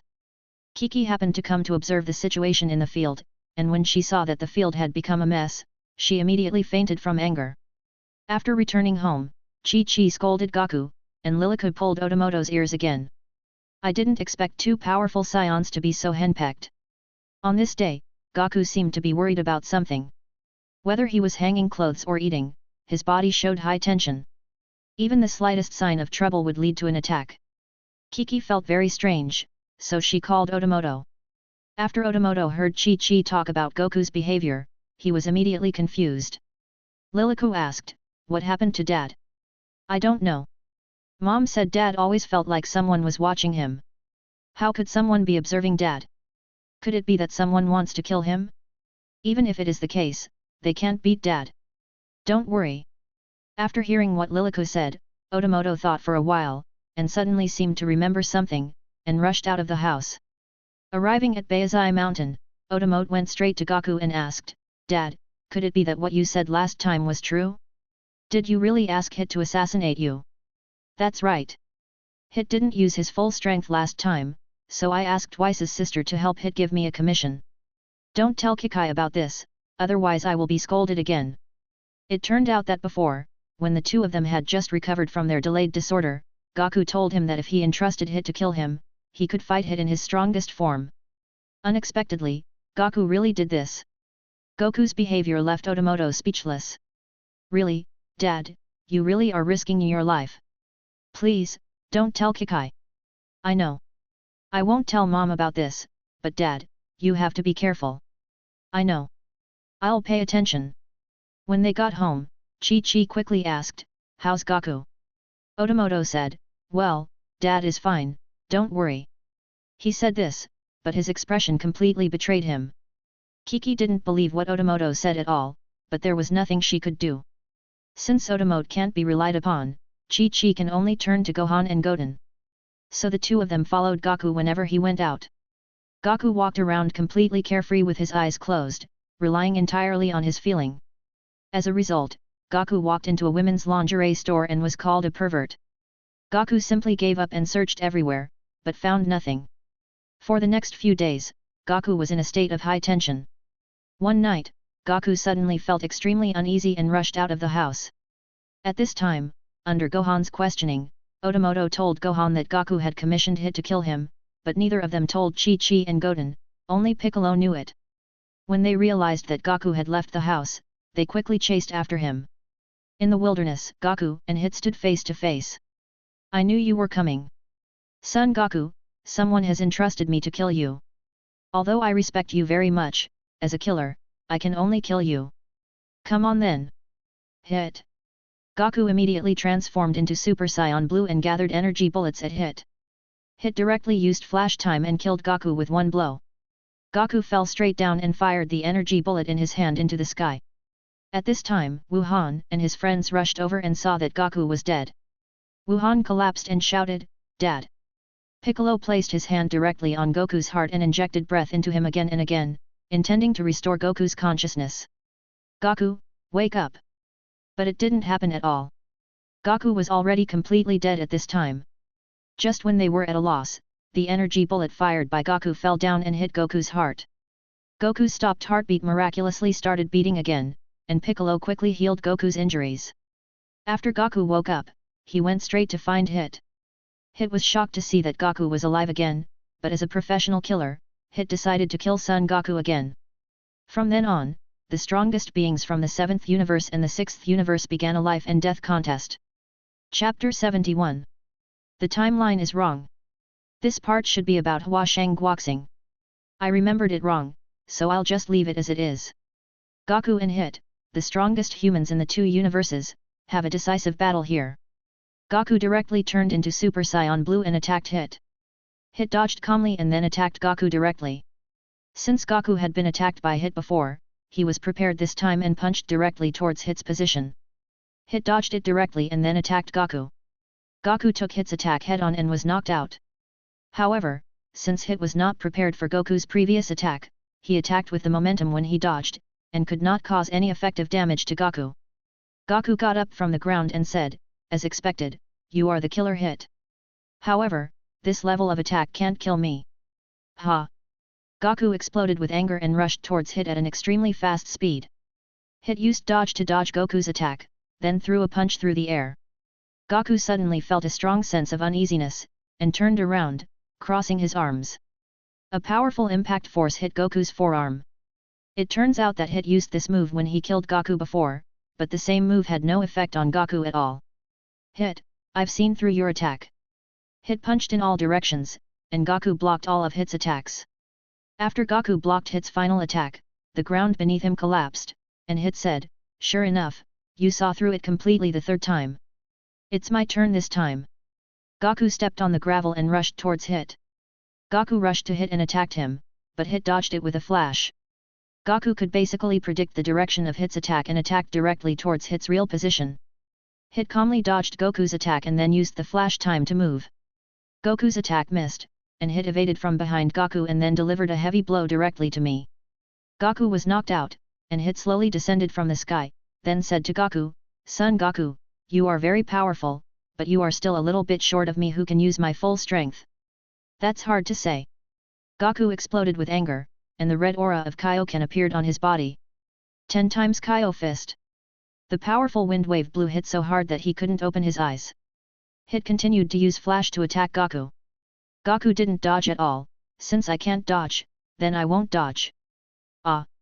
Gaku released all the energy in his body. All Hit in the flash time were affected, and the flash time began to slowly break apart. Finally, Hit's true body was completely exposed. Gaku took this opportunity and defeated Hit with overwhelming strength. Hit slumped on the ground and smiled slightly. "Son Gaku, you have become stronger again. I can't complete my commission." At this time, Whis and Beerus came in front of Gaku. "Asking the killer Hit to kill me, I'm afraid only you can do such a thing. I have to thank Weiss for helping me to give Hit a commission." Not far away, Xiongpa was shocked when he heard the truth. He turned around and asked, "Bados, could it be that it was Son Gaku who asked you to give him the commission?" "Yes, Lord Xiongpa, Son Gaku and Whis came to me and asked me to help. I thought that after Hit killed Son Gaku, we would have a greater chance of winning the competition organized by Lord Xuanwang, so I agreed." "Really? I just can't stand you," Beerus said to Gaku with a helpless look on his face. "Don't say that. Lord Beerus, I won. Don't worry." At this time, Goten came over with Chi Chi. It turned out that Gohan couldn't stand Chi Kai's questioning, so he directly told Chi Chi about Hit, but did not say that it was Goku's commission. After Chi Chi came over, she checked Goku's body and said, "Gaku, who wants to kill you?" "Kikai, don't worry, I'm fine." "I know. It must be that villain Frost." Gaku had no explanation for Chi Kai's imagination, because once he told Chi Chi the truth, he would definitely be scolded. At this point, the assassination attempt on Son Gaku came to an end. Gaku and others started living peacefully again. However, in the future, a blue-haired man was dodging attacks with a vessel in his hand. Chapter 72. It has been a while since the incident between Gaku and Hit, and Goku's family has a bumper harvest in their fields. Gaku called Piccolo and said that they wanted to practice together. After Piccolo came to Goku's field, he found out that he was there to help harvest vegetables. Piccolo said, "Isn't this farm work? Why do you call it cultivation? You can't say that. When I was training with Master Roshi, I was doing farm work to train." "Tisk, are you kidding me? What kind of practice is this?" Just when Piccolo was unhappy, Chi Chi gave an order and Gaku and Piccolo started harvesting at the same time. By the time he reacted, Piccolo had already run quite far away. "Damn, I got tricked. But it seems to be pretty good this way. Not only my arms and legs, but also these parts of my body have been fully exercised."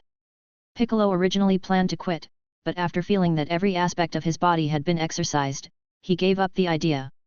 At this time, Krillin came to the field and saw Gaku and Piccolo working hard. He couldn't help but recall the time when he practiced with Gaku. Gaku is really motivated, but does he mind? Vegeta has gone to Lord Beerus's planet to train. After hearing this, Gaku stopped what he was doing and instantly moved to the realm of the God of Destruction. When Chi Chi saw Gaku leaving, she grabbed Krillin and asked Krillin to help harvest the vegetables instead of Gaku. At the same time, 20 years in the future, Trunks is avoiding someone's pursuit. At this time, Trunks is stronger than in the Cell period, but he is still beaten badly. Finally arriving at the destination, after a short rest, Trunks set off towards the Universal Capsule Corporation. With him was Xiao Wu, one of the future Mixed Rice Trio. Just when they were about to reach Capsule Corporation, the enemy caught up with them. Xiao Wu fought hard but was still knocked away by the enemy.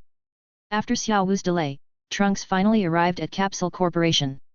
After debugging the time machine, Trunks was about to go back to the past with Bulma, but the enemy caught up with them. Bulma was killed instantly. When Trunks saw Bulma's death, he got hot-headed and rushed forward with his sword in hand. But he was no match at all and Trunks was defeated with just one move. At this moment, a beam of light hit the enemy's face. It was Son Goku, but compared with before, Son Goku's face was completely less innocent than before. Instead, there was a sense of indifference, as if life in front of him was as insignificant as an ant. Trunks gritted his teeth and said, "Dark man. He, Trunks, you can't escape this time." Trunks continued to dodge the Dark Man's attacks, then hid, suppressed his breath to the lowest level, and prepared to take the time machine back to the past.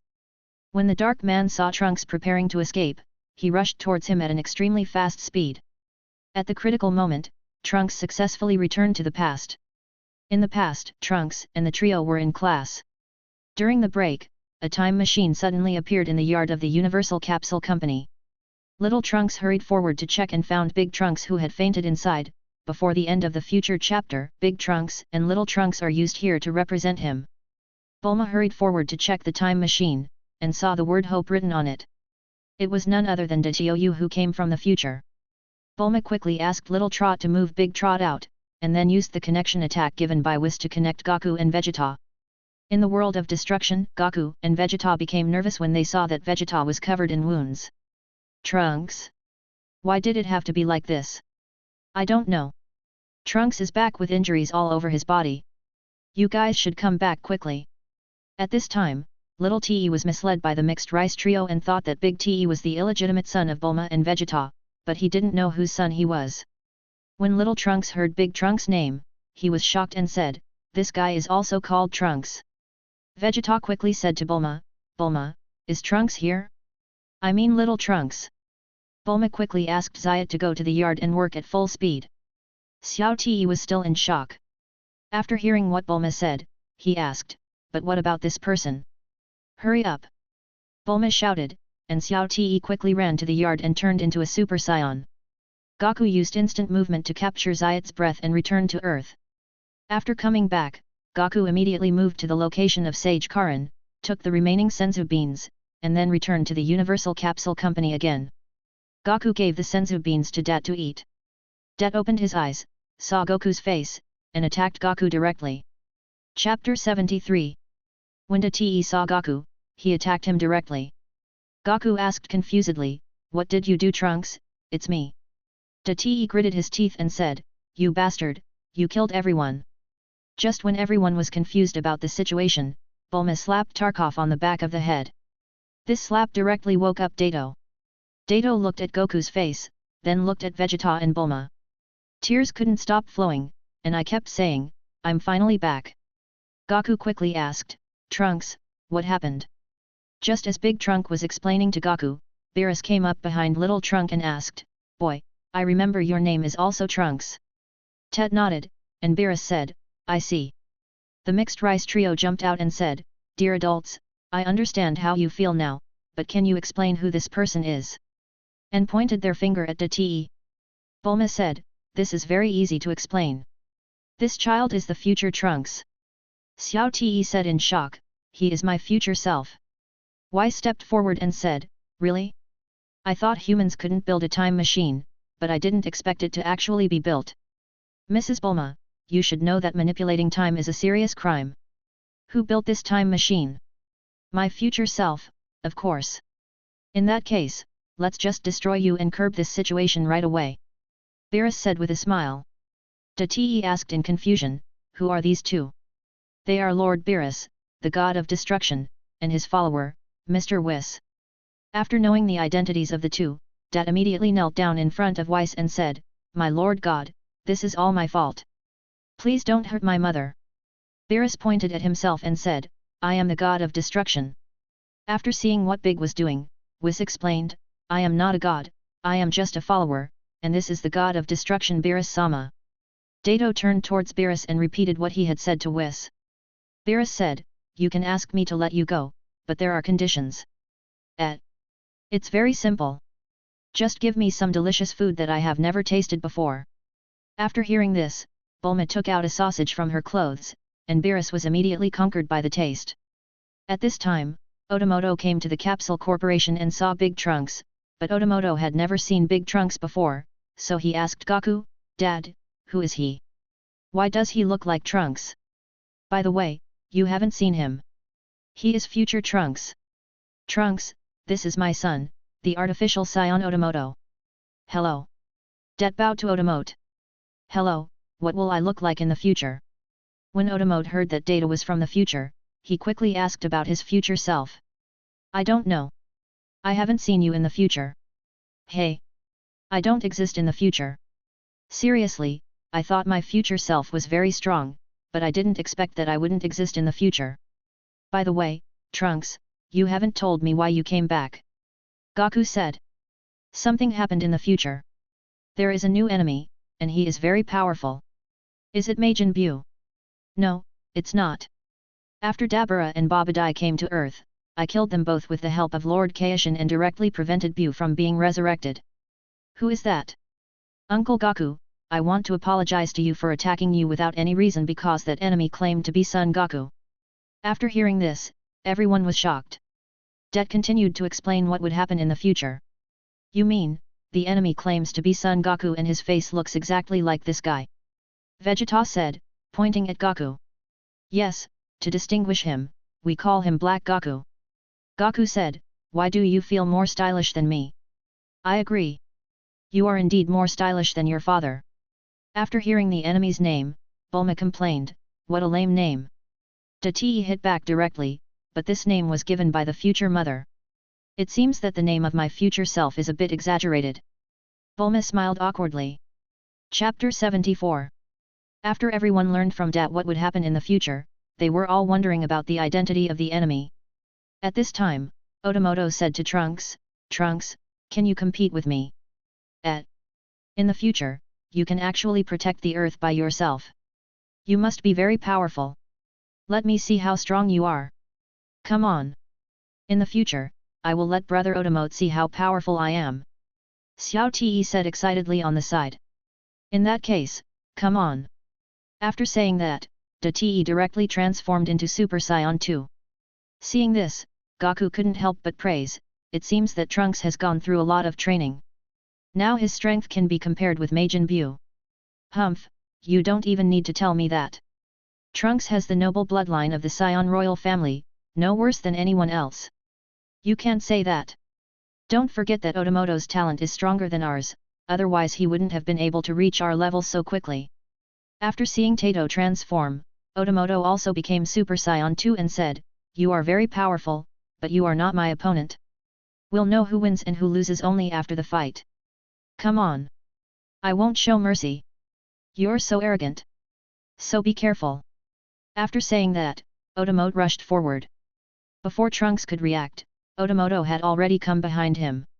Otomoto punched Trunks directly on the back, but Trunks dodged it by turning sideways. Normally, Tate would not be able to avoid this move at all, but in the future, Tate will experience countless life and death battles, and his sensitivity to attacks will be even greater than that of Goku and Vegeta. These are the consciousness left by every battle Tate has experienced. Just after Dat dodged the attack, Otomoto used his flash to knock Dat away. Da Te got up and said, what happened? I clearly dodged it.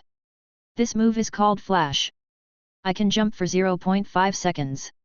During this 0.5 seconds, I can move freely. What? Jump time. Trunks, you are very strong, but my strength is not bad either. After saying that, Otomoto directly burst out with power comparable to Super Saiyan 3. After Dat felt this power, the fighting spirit in his eyes was completely gone, and what remained was only shock and joy at Otomoto's powerful strength. You're right, I can't beat you, I lose. On the ground, Vegeta saw that Trunks gave up so easily, and his face was very ugly. After the two of them landed, he directly scolded Trunks, Trunks, why did you give up? Have you forgotten the pride of being a Saiyan? But Dad, I am no match for Big Brother Otomoto no matter what, and he is not an enemy. What nonsense are you talking about? Saiyans fight with all their might no matter what the situation is or who they are facing. What's the point of doing this? After hearing this, Dato was bewildered. Bulma stepped forward and said, okay, you finally got back.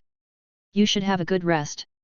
Just as everyone was about to leave, a huge vortex appeared in the sky. In the future time and space, Det has left the future, and Black Goku could not find that trace in the entire earth. Just when Black Goku was puzzled, a ring on the index finger of his right hand emitted a thin ray of light, and the end of the light was exactly where Det disappeared. Black Goku followed the light to the place where Det disappeared. Suddenly, the light disappeared and was replaced by a huge black vortex. Black Goku flew directly into it. In modern times, Black Goku came out from the power of time and space vortex. Goku and others were shocked when they saw the appearance of Black Goku. Yu stared at Black Goku with gritted teeth. Black Goku looked at everyone. Trunks? So you came here, Destroyer Beerus, Vegeta, and the artificial Saiyan.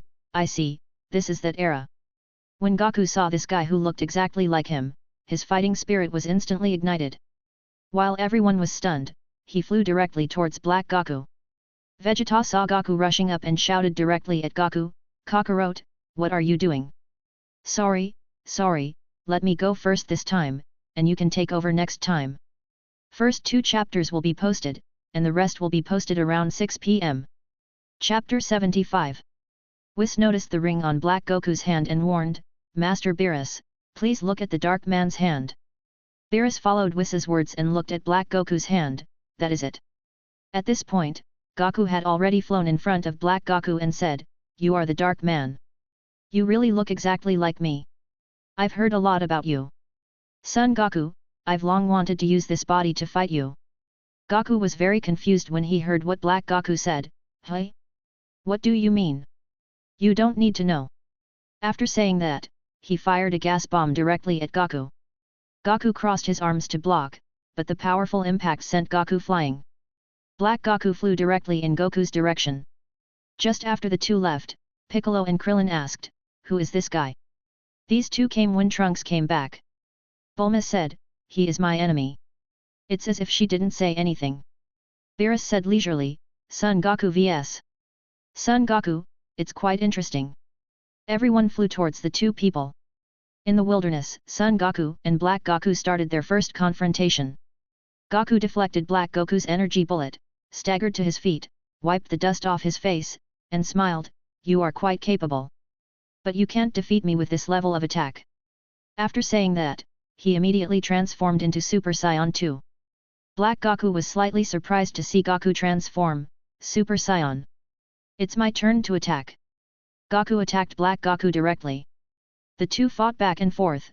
Goku never used his full strength, but neither did Black Goku. Black Goku took advantage of Goku's unpreparedness and tripped him.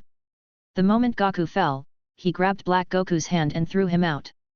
Then, Goku used the prince's fighting technique at the place where Black Goku fell, and countless energy bullets fell on Black Goku. The smoke cleared, and Black Goku was unharmed. Suddenly Black Goku started laughing and said, "It's so powerful. The power of Super Saiyan Son Goku." After saying that, he released an even more powerful aura and attacked Goku.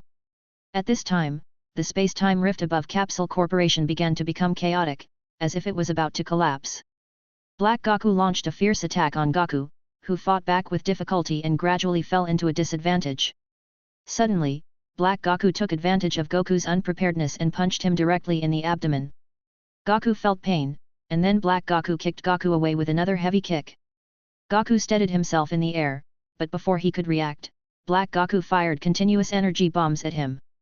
Goku kept dodging Black Goku's attacks. Outside the battlefield, Tai Chi said, "This power can't beat Black Goku at all. Don't worry. Dad's power has not been fully released yet. He is testing the enemy's strength." Why don't you take down the enemy in one go?"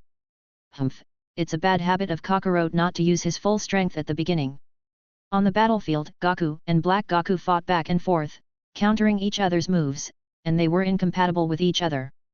Both of them punched each other in the face at the same time, but there was no expression of anger or pain on their faces.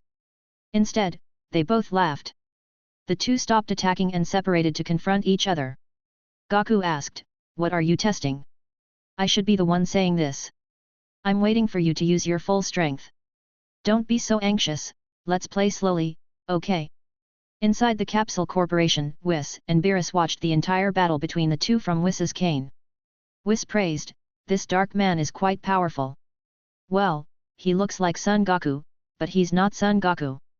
The aura emanating from that dark man feels very strange. On the battlefield, Goku smiled and said, "Looks like I'm going to have to work harder and force you to use your full strength." After saying that, Goku got ready and shouted, "Come on!" Black Goku twisted his neck and said, "Just in time." Goku burst into anger and rushed forward, his strength increased to an unknown degree. Black Goku didn't have time to react for a moment and was knocked down by Goku's attack. But after Black Goku reacted, the situation reversed and Goku was thrown out by Black Goku. At this moment, the space-time rift began to forcibly pull back Black Goku. Just when Black Goku was stunned, Goku rushed up and kicked Black Goku away.